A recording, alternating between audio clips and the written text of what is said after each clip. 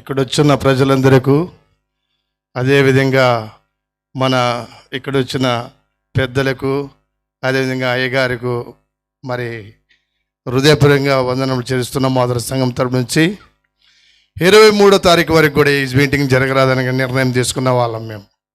ఇది వాస్తవం.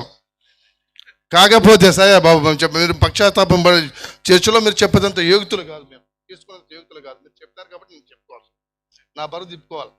అది పరలోక రాజ్యంలో కూడా నేను చెప్పుకోవాలి. అది అందుకోసమే ఆ 23వ తారీఖు రోజు మన కన్వీనర్ అయిన యాకబ్ గారు పాదాభివందనం చేసినారు. నాకు అప్పటికప్పుడు ఏమనిపించింది, బాధ అనిపించింది.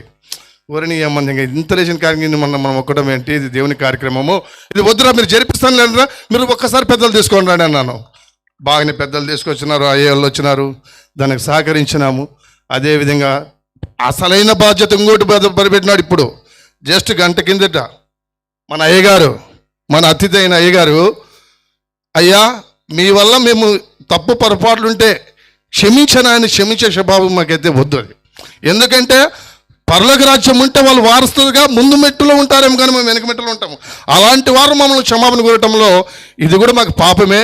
మీరు క్షమాపణ చెప్పిన దానికి కూడా మాధవరం సంఘం అయితేనేమి, సంఘ పెద్దలైతేనేమి, ఇక్కడ వచ్చిన మా సంఘస్థులు ఎవరైతేనేమి హృదయపరంగా మీకే పాదాభివందనం చేస్తున్నాం అయ్య గారు.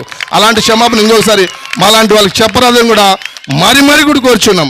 కానీ చెప్పండి అయ్య గారు, ఏం చెప్తారంటే అయ్యా మీరు సహకరించిన దానికి మీకు ధన్యవాదాలు చెప్పండి, ఆనందంగా స్వీకరిస్తాం. కానీ క్షమాపణలు చెప్పే వ్యక్తులు మీరు కాదు, మేము చెప్పాలి మీకు క్షమాపణలు.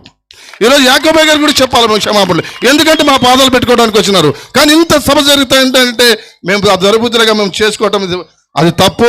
కానీ వాళ్ళు ఇన్స్టెంట్గా ఎందుకు అడ్డుపడినామంటే వాళ్ళ లాంగ్వేజ్ సరిగలేని దానికే, సవాలు ఇస్తున్న దానికే మేము కూడా సవాలుగా పోయినాం తప్ప కానీ ఈ దేవుని కార్యక్రమంలో ఎలాంటి తప్పు కానీ ఎలాంటి చెడ్డ తలంపుకు రాకున్నట్ల ఖచ్చితంగా దీన్ని జరిపించాలా మమ్మల్ని సహకరించింటే అని కూడా అనుకుంటే వాళ్ళ సవాలు పోయినట్టు మేము సవాలు పోయినాము. వాళ్ళ పక్షాతాపడినారు కాబట్టి మేము కూడా పక్షాతాపడుతున్నాము.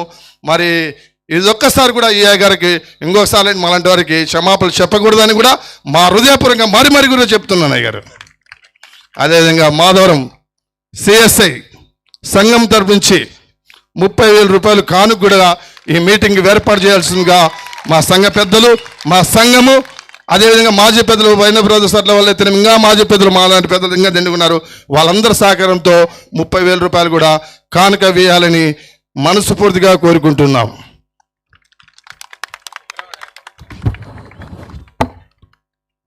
యాకోబ్ గారు త్వరగా రావాలి, ఎక్కడున్నా తొందరగా రానైనా.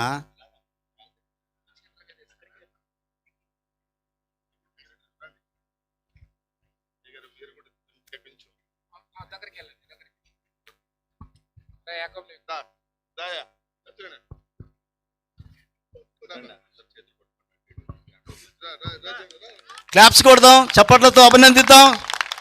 నిజంగా మాధవరం యూత్ వారి యొక్క ప్రేమ చాలా గొప్పది.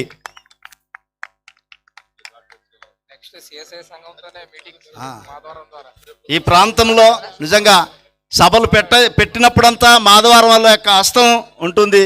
కాబట్టి 2004లో కూడా